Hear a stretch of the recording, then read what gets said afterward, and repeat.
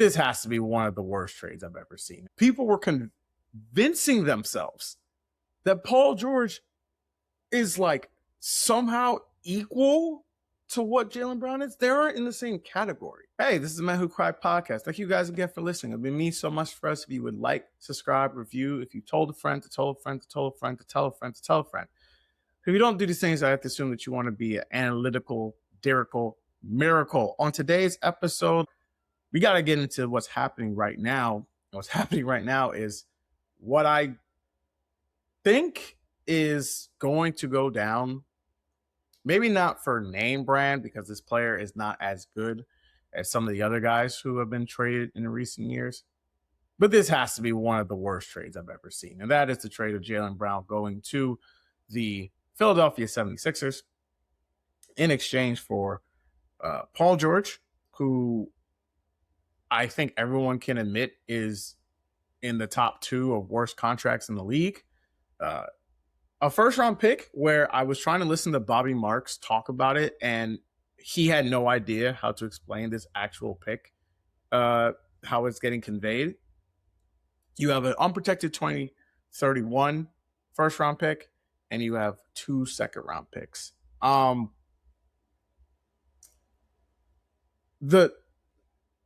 There's so many angles to start off with this. I think the thing that I want to talk about to start, before I get into anything basketball related, is a little bit of a piggyback what we talked about on the last podcast episode here. Whereas, what is the role of media, right? The role of media is to inform and educate the public, provide them information that they don't have, right? Walking around, even if I talk to Celtics fans, they probably can't tell you exactly what Brad Stevens is thinking or what the plan is, right? Because they have jobs, they have lives, they have things that they need to do. But the role of the media is to inform fans and explain to them, this is what's happening. And then once the information is out there, people can do with it what they will. I don't think I've been more gaslit on a player ever since I can't remember when, since having this conversation about Jaylen Brown. The fact that there is now people saying, not just the 7th best player thing was said, and that is what it is. But now we have Brian Windhorst, who I like, and I think a lot of people give Brian more shit than he deserves. He's an excellent reporter, and he's excellent on TV. The fact that he's saying that the Celtics thought that Derek White had a better season than Jaylen Brown, to me shows that they were done with him. I don't know what happened. I don't have any information to make any assumptions happen. But they were done with him for whatever reason there was. And that did not have to do about basketball. The man was in the MVP conversation. Did I think he was actually the MVP of the league? No. Do I think he had a great season? Absolutely. There's nothing that anyone can tell me specifically about Jaylen Brown that backs up what the Celtics' actions actually were. They tried to trade him for Giannis. Okay, cool. You want to try and play differently. You want to get him off him. That's fine. Once that didn't happen, the fact that you kept hearing that they are like, we are hell bent on trading him, put them in such a bind that they were going to get a version of this trade, right? Because there was no one really available that you thought was you could trade for that was anywhere close to what Jaylen Brown was. You weren't getting anyone that was better than him. So you're going to get a version of picks, some role players, and things like that, right? Which I'm not someone who likes to break up dollars into quarters, as Bill Simmons would famously say, right? Like, this is the NBA. This is very much a weak chain sport, meaning if you have one great player, they can raise the boats or raise the tides of the rest of the team, i.e. what Jaylen Brown did last year for the Celtics. They didn't even get that. I mean, this is worse than what the Lakers got for Luka. Or sorry, the other way around. The Mavericks got for Luka Doncic. Because at least when the Mavericks got Anthony Davis, you can at least convince yourself Anthony Davis is still an impactful player. Was he going to be an all NBA caliber player? No, but he had made all NBA, I believe, the season prior to him getting sent to Dallas. And Anthony Davis' issues was more the fact that he just got hurt. I don't think anyone thought Anthony Davis was washed. He just kept getting hurt. Paul George is washed and he keeps getting hurt. Like, you have to attach picks to get off of someone like Paul George because they already established how bad his contract was. And you know that his contract was worse than Anthony Davis because the Dallas was able to pivot off of Anthony Davis right after that. Now, they didn't get anything of value back for him, but at least they didn't have to attach assets to get off of him. And that is what the Celtics will have to do if they want to get off of Paul George's money. This is not what you want to do when you have a player like Jason Tatum and Jaylen Brown and what you gave up for him. And it almost has felt like we were all like living in this like psyop where we're all like connected to like a fever dream.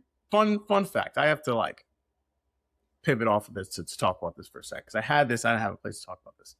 So I'm not sure if this is what a lucid dream is when you are aware that you're dreaming and you're like almost controlling what's happening. But I had one of those dreams the other day where I was like basically in Inception, where I was dreaming, but I knew I was dreaming and I was like entering someone else's dream and I was able to control everything in the dream. Right? I was able to literally like make doors. I was able to go outside when I needed to. I drove a car that wasn't there, just appeared in front of me. And then I just did all that. And like, it felt like almost everyone was having like the same dream possible, but some people weren't realizing they were dreaming and other people realized they were dreaming. That's what it felt like having this Jaylen Brown conversation. People were convincing themselves that Paul George is like somehow equal to what Jaylen Brown is. They aren't in the same category. And this raises a lot of questions on who did this trade. Because I don't think Brad Stevens is dumb. I think he's a very smart basketball mind. I do not believe for a life of me that he actually thinks that Derek White was better for them last season than Jaylen Brown. Just for the sheer fact that Derek White did not have a good season last year. Just flatly. This, to me, the only thing that the Celtics truly got off of this deal is that, one, they aren't going to have to give Jaylen Brown an extension because he's due for an extension. He's not due for an extension, but he can get an extension right now. Be interested to see if Philadelphia does that. I doubt that they will. They got one essentially year less of the player. Paul George has 2 years left on his deal with the player option on the back end, which he will be tapping that like terms and conditions. And while I don't think anyone's going to want to take $50 million of Paul George in a year, he will be an expiring contract. And I think the way you have to look at this is the Celtics have new owners. And the new owners took over right after the Celtics won the championship. And what you are seeing now in the NBA and in sports is something that I don't think a lot of people are talking about, but it's private equity money coming in. And there was some, I apologize who it was. I will try and find out. If you follow my Instagram or you follow my Threads account or even me on TikTok, I reposted the guy who was talking about this, but he essentially was going on a thing saying how much private equity money is now risen all the way up to the top and hidden professional sports. Private equity money, for those who don't know, the IMGs of the world, they have essentially been running the lower tier levels of sports, whereas like high school basketball or high school football and college sports. And there's a reason why I'll never forget this. When I was in college, this is literally 16 years ago now. It was my first year in college. I went to a football game in Florida. One of my buddies at my school took me to it. And I was literally just out of college. So I was like damn near or high school rather. I was like a year or two older than the kids playing in the game. And my buddy took me, and it was in Florida at the time, and it was this massive stadium. And we actually went kind of around to a bunch of different football games. And he was like, yeah, bro, like this field right here is worth $1 million. And at the time, I was shocked. But now you have places, like hedge fund companies who are owning or putting money into high school sports. The reason why I'm saying all this is that private equity monies do not care about fan experience. They do not care about how you feel. They do not care about your input. They care about the bottom dollar and retrieving a profit. And this is the only thing that makes sense about this trade. It's the only thing. It, to me, is cutting money. Because now the Celtics aren't in a situation where they have to pay Jaylen Brown's next contract, and they get 1 year less of his deal. Because, say again, your people will never be able to convince me that this guy somehow is a bad player. They could have gotten other deals for him. And look at the time they did this deal. By the time you guys are hearing this will be July 3rd, but we're recording this on July 2nd. He was traded in July. Training camp's not till September. This was not a guy who was reportedly requested a trade. There's nothing about that being said. And is going to have his jersey retired by the Celtics. Like, he had an awesome career with the team and got dumped for pennies on the dollar. And so, to me, that is part of this that's not going to be talked about, is the financial aspect of what is happening in the league. You're seeing too many things being pushed in the NBA to show you that revenue is starting to become the most important thing. No one's saying that revenue is not, but the thing about it was, and the beauty of sports is typically revenue and winning are always going to be tied together, right? No one's necessarily going to come watch your team play if they stink. There's certain markets where it'll be a little bit different, whether it be New York or LA. But for as long as I can remember, Boston has always been good. There have been some of the Isaiah Thomas teams where they're like the 8 seed years. But even those teams that had no chance of like winning the actual championship, they got to a conference finals. They've always had good teams, teams that were very competitive, if not always in the conference finals. I mean, there was a stretch where I think Jason Tatum only played in conference finals. I don't think he ever lost in like round 2 in like the first couple of years of his career. And I think the first year he only didn't make the conference finals, I think once in his first maybe 3, 4, or 5 seasons. And one of those was when they were in the bubble, losing to the Heat. Actually, no, sorry, I got that confused.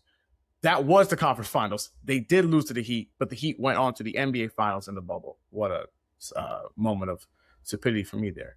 Anyway, this has made them worse significantly. And you see things like that. You see things like guys like Jalen Duren, who I understand he had a bad postseason. He is still very young. He was the second best player on a team that won 60 games. He also made All-NBA. The fact that he is looking essentially for his supper and might have to go to the Sacramento Kings, but Walker Kessler, who has never made the playoffs, and I do not know if is a winning basketball player, got $130 million to go play for the White Boys in Ballet, which if you look at that starting lineup, we're not really going to get into it right now, but the Celtics fans are looking at them with pure envy. It makes no absolute sense. And I think not acting as if we don't know why this is happening is ridiculous. And sorry, I want to look up who their actual owners now are. I want to try and pronounce this guy's name correctly. It's Bill Chasson. I believe I said that right. Apologies to you and your people if I mispronounced that. But it is, there's no real, and also they essentially, if you guys didn't know this, the Celtics are owned primarily by a private equity led investment group, right? Now, again, let's not try and act like just because private equity does own certain sports leagues doesn't mean winning doesn't come attached to it. I.e., look at the Dodgers, right? But again, different thing is, why do you think they're trying so hard in MLB baseball to have a salary cap? Because I think baseball is looking at this being like, we need to stop this now because even the billionaire owners are scared of private equity money. And that's a thing that's not necessarily being talked about so much. From the Sixers side, because I should talk about them just as a basketball standpoint. Listen, I said it once, I said it again, you're never going to win anything in significant with Joel Embiid on your team, right? For various reasons. However, I do think that this is at least a start of something, right? I really like Maxey and VJ Eskrim. I think those guys are going to be a dynamic backcourt. You now have Jaylen Brown on the team. Maybe you can get off Embiid this summer. I doubt it. His extension is just kicking in.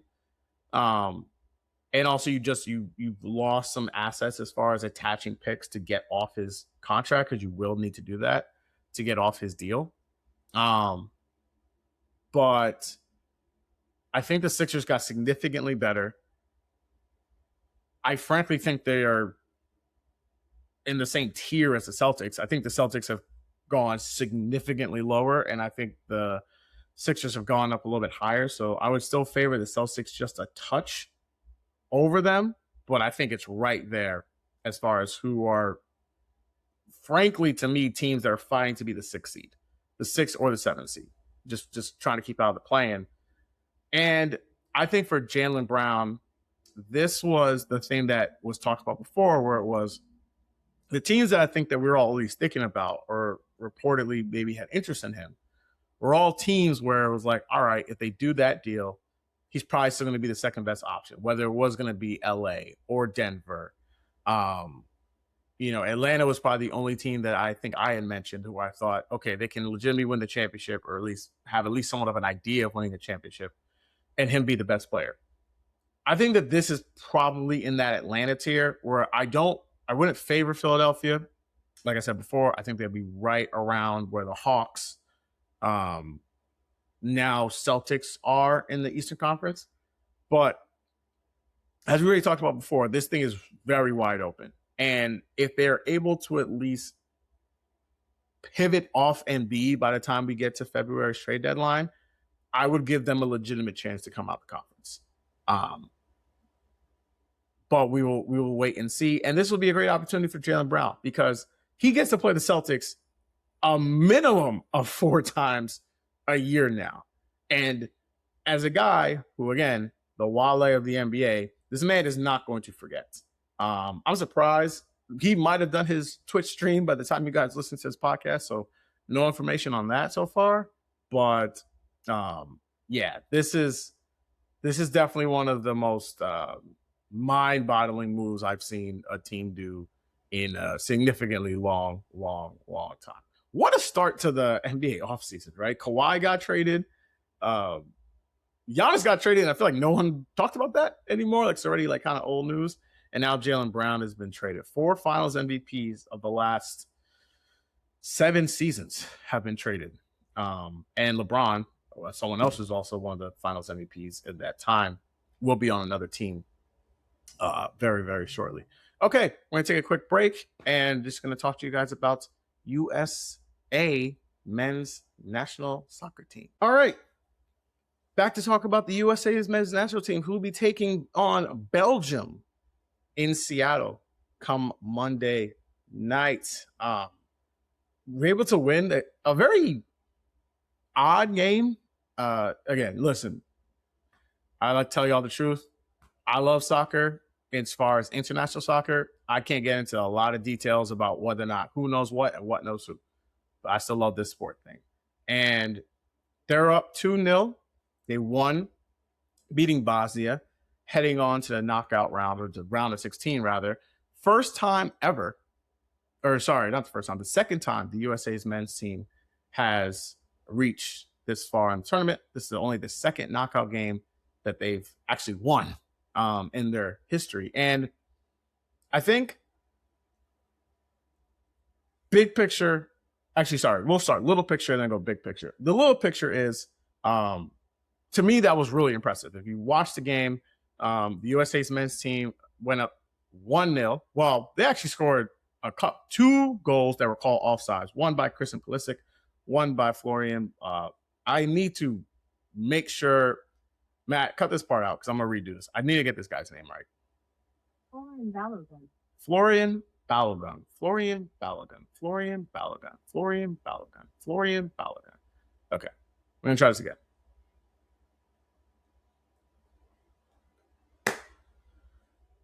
All right. We're back talking about the USA's men's team getting to the round of 16 with the help of Florian Balogun, kind of, in a way.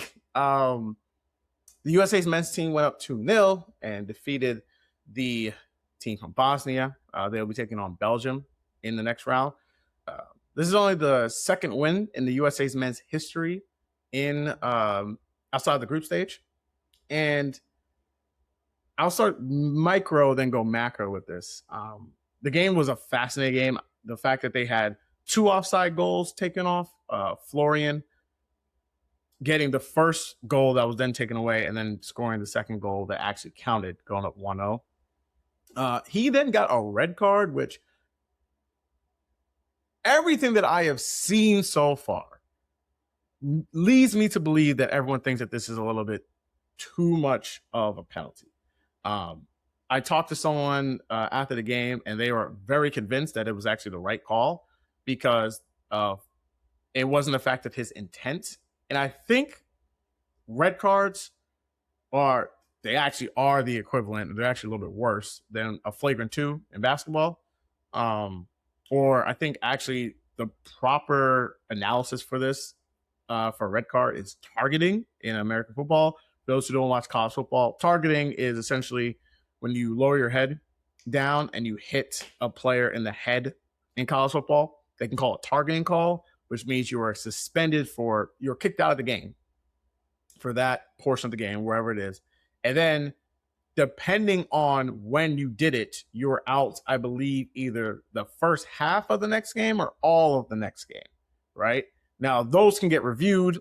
Same thing with this, with these red cards. They can also get reviewed. But it doesn't. The reports are right now that they are not going to review this. And so he will miss their next game against Belgium.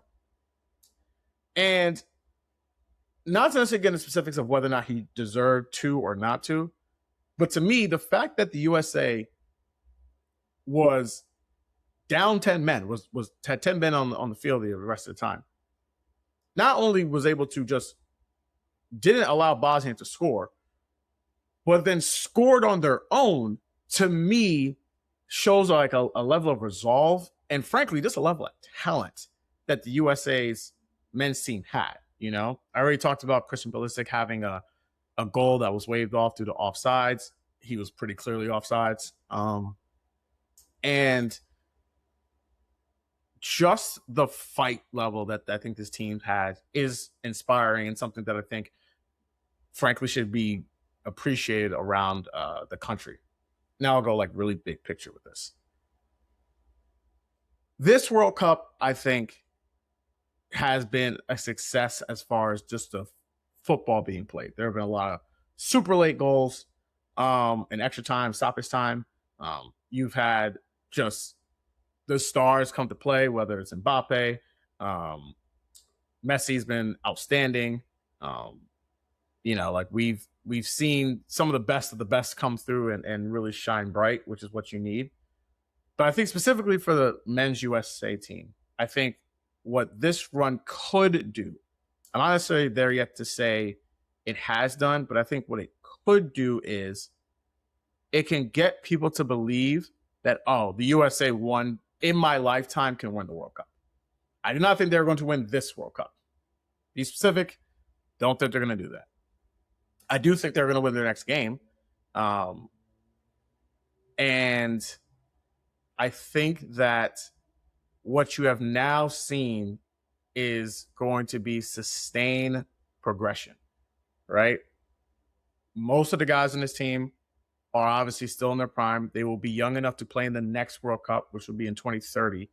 Not exactly sure what that will be. But ultimately, what sports is predicated on, the reason why we love this is belief.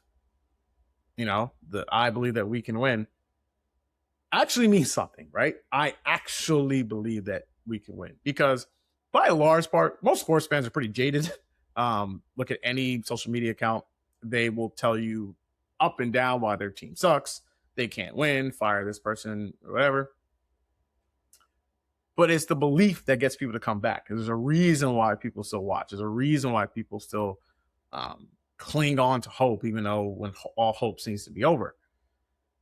Is because of winning and the idea and the belief that they can win.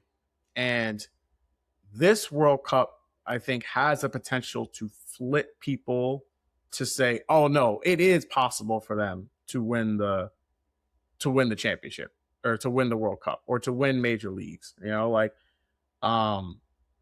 It is seeing the development and the kinds of players that are on the field and on the pitch. I'm sorry, everyone. They're on the pitch and are playing to a level where, again, if you remove their jerseys, you would not say that this is some team that is like getting by on its luck. Like they're actually playing real winning soccer. And that to me was the biggest win potentially of what happens, right? Now, if they go ahead and lose to Belgium 5-0, then okay, then you can throw whatever I just said out of the window.